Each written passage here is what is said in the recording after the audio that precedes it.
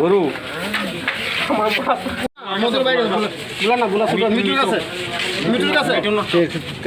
কত হচ্ছে? 1300। এটার নাম কি তারে?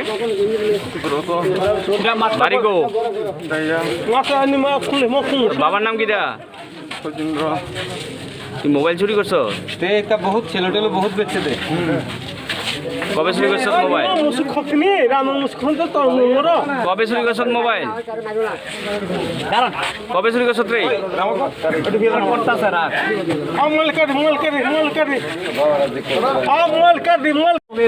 মানে তোরা আয়ুষ বাজার কটার দিকে আয়ুষ সকালে আইসে কিটা কর?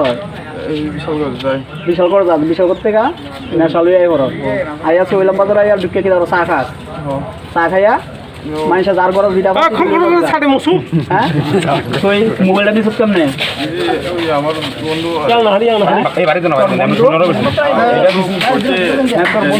নাম কিটা?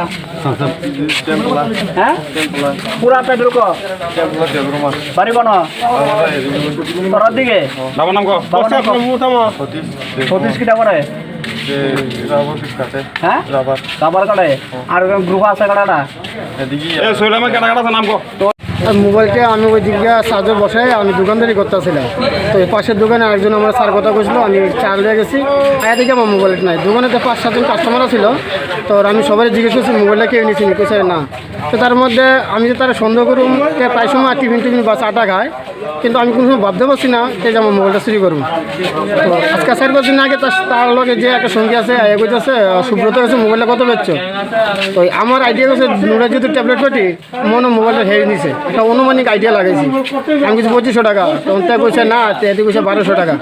আমি যে 1300 টাকা দিয়ে গেছে আর 1200 টাকা আমার ঘরে দিব।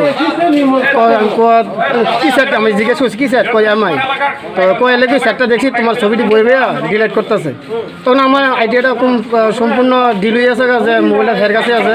তখন তার বাবার নাম জিজ্ঞেস করলাম, তার পার্শ্ববর্তী দুই-তিন জনের নাম লইলাম। দেওয়ার পরে তারা বেদ গেছি, তার বাবা কইতেছে মোবাইল আমি জানি না। বাড়ি কোনো হ্যাঁ বাড়ি নতুন দাইরা। নামটা কি দাদা? সুব্রত দেববর্মা।